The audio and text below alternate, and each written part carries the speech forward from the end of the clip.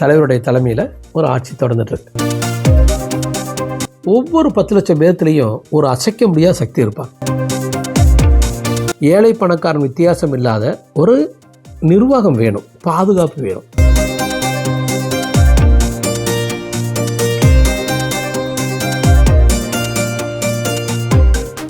வணக்கம் நண்பர்களே, நான் உங்கள் ராதன் பண்டிட். ஒரு வெளிநாட்டில் ஒரு அருமையான இடத்துலேருந்து இந்த வீடியோ உங்களுக்கு வழங்குறேன். நண்பர்களே, இனிமேல் தொடர்ந்து எங்கிட்ட இருந்து அஸ்ட்ராலஜி வீடியோஸ், சமுதாய கருத்துக்கள், அடுத்து தியானத்தை பற்றி உங்களுக்கு தொடர்ந்து வீடியோ வரும். முதல்ல கொடுத்துட்டு இருந்த அளவுக்கு தர முடியாது, பட் டெஃபினட்டாக ஒரு சோசியல் சர்வீஸ் லைஃப்பில் நம்ம தொடர போகிறோம். சில மாதங்களாக நம்ம போன வருஷம் செப்டம்பர் மாதத்துலேருந்து அதிக காலம் நம்ம தமிழ்நாட்டில் இருந்தோம். ஸோ இப்போ அங்கே தமிழ்நாட்டில் ஆட்சி மாற்றம், ஒரு அற்புதமான ஒரு துவக்கம், அங்கே தலைவருடைய தலைமையில் ஒரு ஆட்சி தொடர்ந்துட்டுருக்கு. ஸோ நான் என்னுடைய ஐடியா என்னென்னா, நாம் ஒரு அஸ்ட்ராலஜர், மென்டர், நம்மளால் சமுதாயத்துக்கும் சர்வீஸ் பண்ண முடியும். இன்னும் சொல்லப்போனால் இப்போ நிறைய ஸ்டேட்லேருந்து என்னை ஒர்க் பண்ணுற கூப்பிட்றாங்க, பொலிட்டிக்கல் அஸ்ட்ரோ ஸ்ட்ராட்டஜிஸ்ட். உண்மையாலுமே இனிமேல் யாராச்சும் ஜெயிக்கணும்னு நினச்சாங்கன்னா தமிழ்நாட்டிலையோ மற்ற ஸ்டேட்ஸ்லேயோ அஸ்ட்ராலஜியை பயன்படுத்திக்க ரொம்ப நல்லது. ஏன்னா சசிகலாமாவுக்கு தெரியும், பூங்குன்றனுக்கு தெரியும், நம்ம சந்திரமோகன் சாரு தெரியும், ஜெயக்குடி சாரு தெரியும், ஜெயலலிதா கூட ரொம்ப க்ளோஸாக இருந்து நிறைய ஜோதிட விஷயங்களையும் ப்ராக்டிக்கல் விஷயங்கள் ஒரு கைடன்ஸாக எடுத்துகிட்டு போயிருக்கும். ஒரு 10 ஜாதகம் ஜெயிக்கணும்னு நான் சொன்னேன்னா அதில் 7ஓ 8ஓ ஜெயிக்கிறதுக்கு வாய்ப்பு இருக்குது, ஜெயிச்சிருக்காங்க.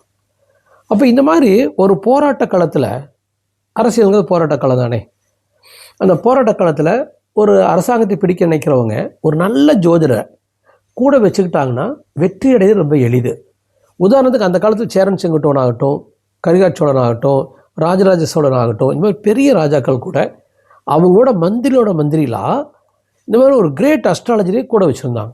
அப்போ அவங்களுக்கு நல்லது கெட்டதை சொல்கிறதுக்கு, நல்ல காலத்தில் சொல்கிறதுக்கு அதிர்ஷ்டமான ஒரு ஆள். என்னை பொறுத்த வரைக்கும் ஒரு ஜாதகத்துக்குள்ளே போகும்போது நம்ம நல்லவனாக தேர்ந்தெடுக்கலாம். ஃபஸ்ட்டு அவன் நல்ல நேரத்தில் இருக்கிறானான்னு பார்க்கலாம். செகண்டு, அவன் அறிவுள்ளவனா, இந்த நாட்டுக்கு சேவை செய்வானா அப்படின்னு போட்டு எடுத்துட்டோம்னா எக்ஸ்ட்ராடனரியாக ஜெயிக்கக்கூடிய எம்எல்ஏக்களை, மந்திரிகளை தேர்ந்தெடுத்துடலாம். அப்போ பாருங்கள், ஒரு அருமையான ஒரு படையை உருவாக்கலாம், அருமையான ஒரு ராஜாங்கத்தை, கேபினட்டை நம்ம உருவாக்கலாம். ஸோ அந்த மாதிரி இப்போ பார்த்துனாங்க வேறு 2-3 ஸ்டேட்டில் இந்தியாவில் எனக்கு வாய்ப்பு கொடுத்துருக்காங்க. ஏன்னா இந்த அரசியல் எளிது. எப்படி எளிதுனா, ஜனங்களுக்கு என்ன வேணும்? இப்போ நம்ம ஓட்டு போகிறது 85-90% ஓட்டு போகிறாங்களே.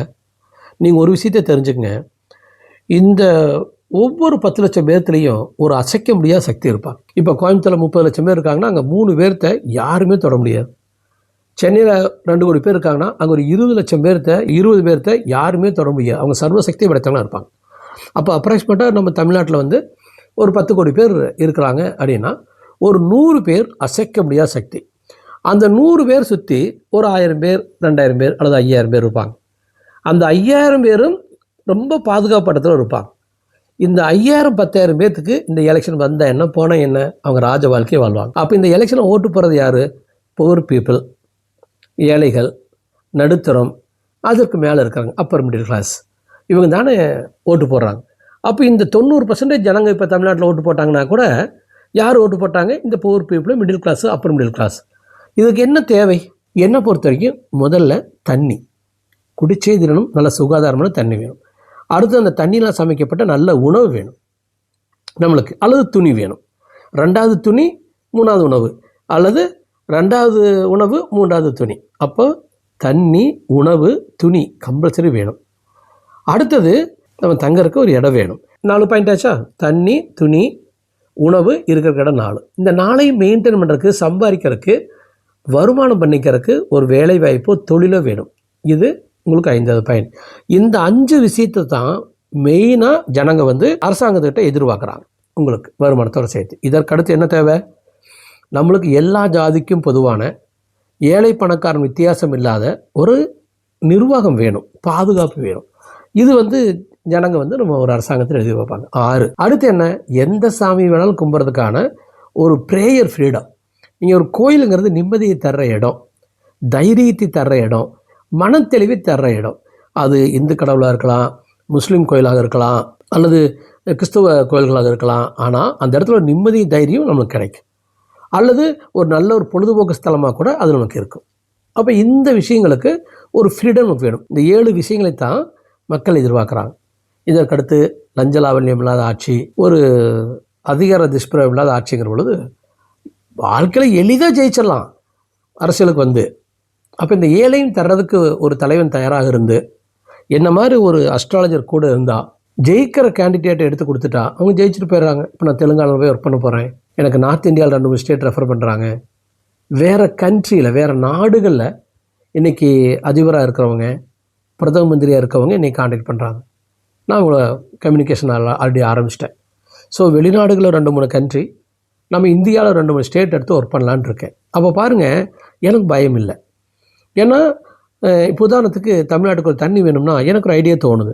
ஒரு 100 டிஎம்சிலேருந்து 1000 டிஎம்சி தண்ணியை சர்வசாதாரணமாக நாம் அடையலாம், பெற்றுக்கொள்ளலாம். அதற்கான சோர்ஸஸ் நம்மகிட்ட இருக்குது. எனக்கு அதுக்கான ஒரு மன உந்துதல் இருக்குது. ஜனங்க கஷ்டப்படுறாங்க, அவங்களுக்கு தண்ணி கொடுக்கணும் அப்படின்னு நினைக்கிறோம். ஒரு 1000 டிஎம்சிக்கு மேலே ஒவ்வொரு வருடத்துக்கும் தண்ணியை நம்ம வேறு இடத்துலேருந்து கொண்டுட்டு வர முடியும். அது அவைலபிலிட்டி இருக்குது, ஆக்சுவலி கிடைக்கும். ஒரு 500 வருஷத்துக்கு வேணாலும் நம்ம அக்ரிமெண்ட் போட்டு அதை செய்ய முடியும். இந்த மாதிரி ஒரு வாய்ப்பு. இதை சம் செக்ரட்டரிஸை கூட நான் பேசினேன். முக்கியமான இடத்துல இருக்கிற விஷயத்தெல்லாம் நான் பேசியிருக்கேன். பிஎம் ஆஃபீஸர்ஸுக்கு பேசியிருக்கேன். அப்போ இது சாத்தியம், இது எடுத்து செய்ய முடியும். இந்த மாதிரி ஜனங்களுக்கு என்ன தேவையோ அதை தேடி கொடுக்குற மனசு இருந்தால் போதுமானது. இந்த நாடு ஜெயிச்சிடும்.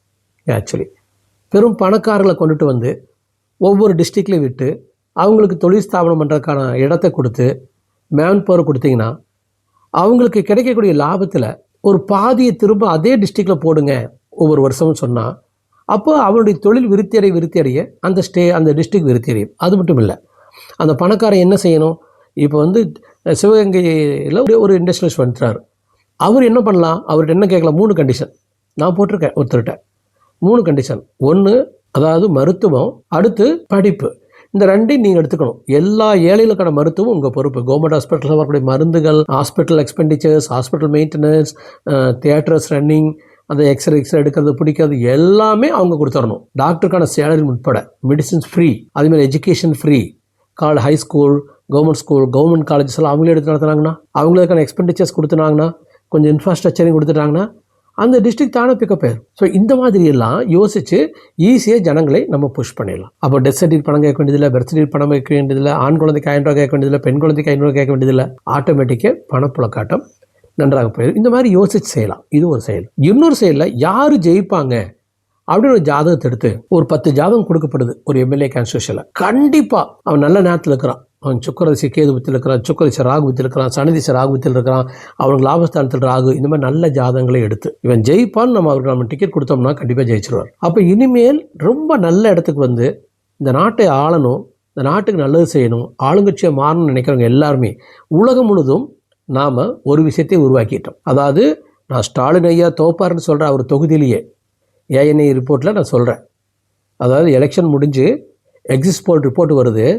10 எலெக்ஷன் அந்த ரிப்போர்ட்டில் 8ல் திமுக ஜெயிக்குங்கிறாங்க. 1 அதிமுக 1 டிவிகேங்கிற பொழுது நான் உட்காந்து பதில் சொல்ல ஒரு 6-6:30 மணி சும்மா இருக்குது. அன்னைக்கே கண்டிப்பாக ஸ்டாலின் ஐயா அவருடைய தொகுதியிலேயே தோப்பாருங்க. உதயநிதி சார் பற்றி கேட்குற பொழுது ஒரு பார்டரில் ஜெயிப்பார்னு நான் சொன்னேன். அது நடந்துச்சுங்களா இல்லைங்களா? அது என்ன சாதாரணமான ப்ரிடிக்ஷனா? ஒருவேளை ஸ்டாலின் ஐயா ஜெயிச்சிருந்தாருன்னா இன்றைக்கி திமுக பதவி அடைஞ்சிருந்தாங்கன்னா என் மேலே எவ்வளோ கோவப்படுவாங்க. ஆனால் இப்போ அவங்களும் புரிஞ்சுருப்பாங்கள்ல, அடுத்த எலெக்ஷனில் திமுக நல்லா வரணும்னா நல்லவங்களுக்கு, அந்த நல்லவங்க ஜாதகமே நல்லா இருந்துச்சுன்னா அவங்களுக்கு சீட்டு கொடுத்தா அவங்க 10 பேர்த்தில் 7 பேர் ஜெயிக்கலாம். இது அப்போ அவங்களும் நம்பருக்கான வாய்ப்பு வந்துருச்சா?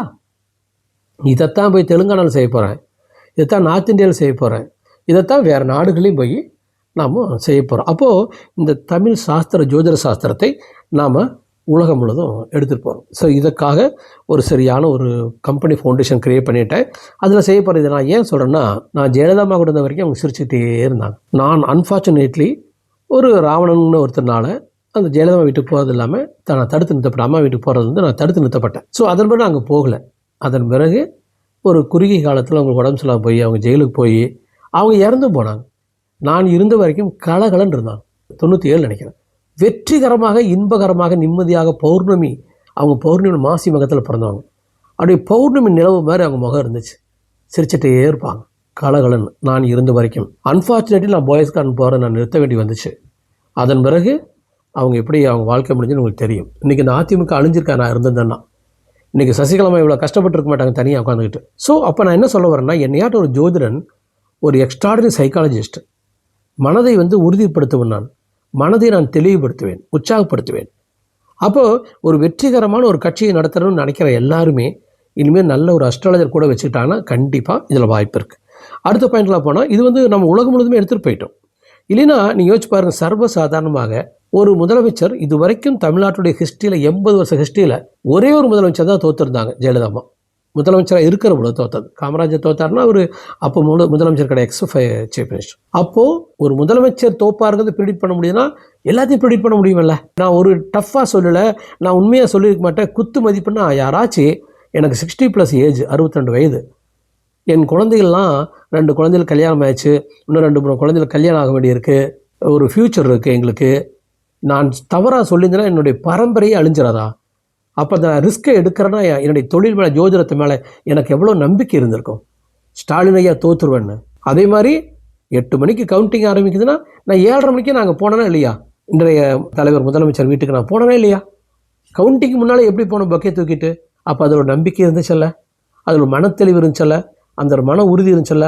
அதுதான் நான் கற்றுக் கொடுக்குற தியானம். யாரை வேண்டுமானாலும் நான் கற்றுக் கொடுக்குற தியானத்தில் ஒரே ஒரு இடத்துல 5லேருந்து 10 மடங்கு ஜெயிக்க வைக்க முடியும். அதைத்தான் இனிமேல் நான் தொழிலாக செய்யப்பார். நாம் ஒரு 100 பேருக்கு தியானத்தை கற்றுக் கொடுத்தோம்னா ஒரு 2 வருஷத்துக்குள்ளார அல்லது 1 வருஷத்துக்குள்ளார அந்த 100 பேர் 10 மடங்கு ஜெயிக்கிறது மட்டும் இல்லாமல், ஒருவேளை அதில் 100 பேர்த்தில் 50 பேராது உலகத்தின் 1000ல் ஒருத்தராக மாறலாம். இன்னும் ஒரு வருஷம் தொடர்ந்து சொல்லி கொடுத்தோன்னா அவங்க முதல் 100 பணக்காரில் ஒரு 25 பணக்காரனாவது எங்களோட தியானம் கற்றுக்கிட்டவங்க வந்துடுவாங்க. அப்போ உலகத்தின் முதல் ஒரு 100 பணக்காரில் 25 பேர் எங்களோட தியானம் கற்றுக்கிட்டாங்க இருந்தால் நானும் என் ஸ்டேட்டஸில் உயர்ந்துருவேன். அப்போ இந்த நம்ம இந்து மத தியானத்தை, இந்த தமிழ் சாஸ்திர தியானத்தை, தமிழ் சாஸ்திர ஜோதிடத்தை இந்த உலகமே நம்பும். இதை தடுக்க முடியுமா யாருனால? நான் இன்றைக்கி இந்தியா விட்டு வந்துட்டேன். இனி திரும்ப நான் 2006 சென்னை விட்டு போயிட்டேன். திரும்ப போன வருஷம் செப்டம்பரில் தான் அந்த கரூர் நிகழ்ச்சிக்கு பிறகு தான் தமிழ்நாட்டில் இருக்கணும்னு நினச்சேன். தமிழ்நாட்டில் தொடர்ந்து இருந்தேன். இப்போ நான் இனிமேல் தமிழ்நாட்டில் இருக்க வேண்டிய அவசியம் இல்லை. இன்றைக்கி தலைவர் கையில் அரசாங்கம் இருக்குது, அவங்க பார்த்துக்குவாங்க. So I left already. இனிமேல் எனக்கு தமிழ்நாட்டில் எந்த வேலையுமே இல்லை. என்னை பற்றி பேசுகிறனாலையோ பேசாமல் இருக்கிறனாலையோ யாருக்கும் எந்த பிரயோஜனம் இல்லை. நான் என் வேலையை பார்த்துட்டு போகிறேன். ஆனால் நீங்களாம் நினைக்கிற மாதிரி ஜோதிடம் சாதாரணமானது அல்ல, ஆன்மீகம் சாதாரணமானது அல்ல. இப்போ ஒரு பேச்சுக்கு சொல்கிறேன், நான் பழனி முருகனுக்கு 50-60 மொட்டை அடிச்சிருக்கேன். தலைவர் பதவி ஏற்ற போது கூட நான் போய் மொட்டை அடிச்சுட்டு வந்தேன். அந்த மாதிரி நான் எல்லா விஷயத்தையுமே பழனி முருகன்கிட்ட ஒப்படைச்சிருவேன். இப்போ எனக்கு யாராச்சும் கெடுதல் செஞ்சாங்கன்னா பழனி முருகன் பார்த்துக்குவார். இப்போ எனக்கும் அவங்களுக்கும் பிரச்சனை இல்லை, பழனி முருகனுக்கும் அவங்களுக்கு தான் பிரச்சனை அப்படின்னு நான் போயிடுவேன். ஏன்னா நான் ஒரு குரு மாதிரி, நான் புத்தன் மாதிரி வாழணும்னு ஆசைப்பட்றேன். அட்லீஸ்ட் 0.0001% நான் முயற்சி பண்ணிட்டு இருக்கிறேன். புத்தர் மாதிரி வாழணும்னு ஆசைப்பட்றேன். இன்றைக்கி எல்லாருமே என்னை குருஜின்னு தான் கூப்பிட்றாங்க, என்னை மென்டராக தான் பார்க்குறாங்க. அப்போ நான் சில நாடுகளுக்குள்ளே போய் அதிபதியிலே ஜெயிக்க வச்சிட்டேன்னா எக்ஸ்ட்ராடனரி. எனக்கு அடுத்த அம்பேத்கர் யாருன்னு தெரியும். உங்களுக்கு தெரியுமா? தெரியாது. எனக்கு தெரியும் அடுத்த அம்பேத்கர் யாருன்னு தெரியும். இந்த இந்தியாவை மாற்றி அமைக்கக்கூடிய ஒரு ஒடுக்கப்பட்ட சமுதாயத்தின் பிரதிநிதி எனக்கு தெரியும். அவர் ஜாதகத்தை பார்த்துருக்கேன். அவர் அடுத்த அம்பேத்கராக உருவாவார். ஒரு தகவல் சொல்கிறேனே, சவுத் இந்தியாவில் தான் அவர் இருக்கார். அடுத்த பாயிண்ட், அடுத்த என்டிஆர் யாருன்னு என்னால் சொல்ல முடியும். ஸோ கண்டிப்பாக ஒவ்வொரு எலெக்ஷன்லையும் அடுத்த எலெக்ஷன் யார் ஜெயிப்பாங்கன்னு நான் கண்டுபிடிச்சு சொல்லிடுவேன். 2029 எலெக்ஷன் சென்ட்ரலில் எப்படின்னு எனக்கு தெரியும் மைண்டுக்கு. அந்த மாதிரி தான் மேக்ஸிமம் போகிறதுக்கு வாய்ப்பு இருக்குது. அதில் இன்வால்வ் ஆகலை. ஆனால் ஜோதிட சாஸ்திரங்கிறது ஒரு வகையான கணிதம். என்னால் மோர் தென் 100% இதை உறுதியாக சொல்ல முடியும். அப்போது அவ்வளோ இன்வால்வ்டாக நம்ம போயிட்டுருக்கிறோம். அப்போ நம்ம இந்த வாழ்க்கை, இந்த ஜோதிட ரீதியான வாழ்க்கை எல்லாரும் எடுத்துக்கோங்க. ஏன்னா இந்த தமிழ்நாட்டில் ஒரு பேச்சு சொல்கிறேன், ஒவ்வொரு 500 பேர் இருக்கக்கூடிய கிராமத்தில் கூட ஒரு ஜோசியார் இருக்கிறான். ஜோதிடத்தை தூக்கி எறிய முடியாது. ஜோதிடங்கிறது ஒரு கணிதம். இந்த கணிதம் எல்லாத்துக்கும் வழிகாட்டுதலாக பயன்படுது. எங்கிட்ட எத்தனை முஸ்லீம்ஸ் ஜோசியம் பார்க்குறாங்க தெரியுங்களா? எத்தனை கிறிஸ்டின்ஸ் ஜோசியம் பார்க்குறாங்க தெரியுங்களா? நான் சான் ஃப்ரான்சிஸ்கோ செட்டில் ஆக போகிறேன். ஏற்கனவே போன வருஷம் ஆகஸ்ட் மாதம் யூஎஸ் போய் அங்கே கம்பெனியில் கிரியேட் பண்ணிட்டு வந்துட்டேன். ஸோ அது இந்த ஆகஸ்ட்டுக்கு தள்ளி போயிடுச்சு, அவ்வளோதான். இன்னொரு சில மாதங்களில் நான் கம்ப்ளீட்டாகவே யூஎஸில் போயிடுவேன். குறுக்க ஏதாச்சும் ஒரு கண்ட்ரியில் கொஞ்சம் காலம் இருக்க போகிறேன். ஸோ லாஸ்ட்டு 2-3 இயர்ஸாக தமிழ்நாடு எலெக்ஷனுக்காக நான் டெடிக்கேட்டராக வேலை செஞ்சேன். அங்கே ஒரு வரணும், ஜோதிடத்தை எல்லாத்தையும் நம்ப வைக்கணும், அஸ்ட்ராலஜிக்கல் ப்ரிடிக்ஷன்ஸ் பழிக்கும், தலைவர் ஜெயிப்பார் அப்படின்னு நான் சில வருடங்களாக சொல்லிகிட்டு இருக்கிறேன். 8 மாதம் 10 மாதத்துல போய் பாருங்கள். என்னுடைய சேனலையும் சொல்லியிருக்கிறேன், மற்ற சேனல்ஸையும் சொல்லியிருக்கிறேன்.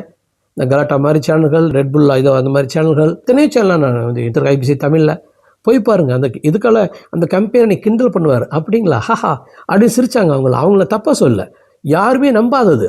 எனக்கு தெரியும், என் பக்கத்தில் இருந்தவங்கள நிறைய பேர் நம்பலை, அந்த எலெக்ஷன் கவுண்டிங் வரைக்கும் நம்பலை. ஸோ நான் நம்பினேன், எனக்கு சந்தேகமே இல்லை. இல்லைன்னா நான் பொக்கையை தூக்கிட்டு தலைவர் வீட்டுக்குள்ளே போகிறேன் 7:30 மணிக்கு. தோற்றுருந்தா நான் என்ன ஆவேன்? எந்த மூஞ்சியில் வச்சுட்டு இந்த சமுதாயத்தை வந்து பார்க்க முடியும்? எங்கிட்ட யாராவது ஜாதகம் பார்க்குறக்கு வருவாங்களா இனிமேல்? அன்றைக்கி டிவிக்கே தோற்று இருந்ததுன்னா இந்த எலெக்ஷனில் என்னுடைய தொழிலே அழிஞ்சிடும். நானும் அழிஞ்சேன். அப்போ நான் எவ்வளோ நம்பிக்கையோடு இந்த தொழில் நான் செஞ்சுருப்பேன். அதெல்லாம் நான் சொல்கிறது, இனிமேல் அரசியல் கட்சிகள் நல்ல வெற்றி அடைன்னு நினச்சாங்கன்னா அவங்க நல்ல அஸ்ட்ராலஜரை கூட வச்சுக்கிட்டு அஸ்ட்ராலஜிக்கலாக கேண்டிடேட்டை செலக்ட் பண்ணாங்கன்னா, ஏன்னா ஒரு ஜோதிடன் ஒருத்தர் நல்லவனா கெட்டவனான்னு கண்டுபிடிச்சு சொல்லிடுவான், ஒருத்தன் ஜெயிப்பானா தோப்பானான்னு கண்டுபிடிச்சு சொல்லிடுவான், அவன் எந்த மாதிரி வேலை செய்யணும் கூட கண்டுபிடிச்சு சொல்ல முடியும்.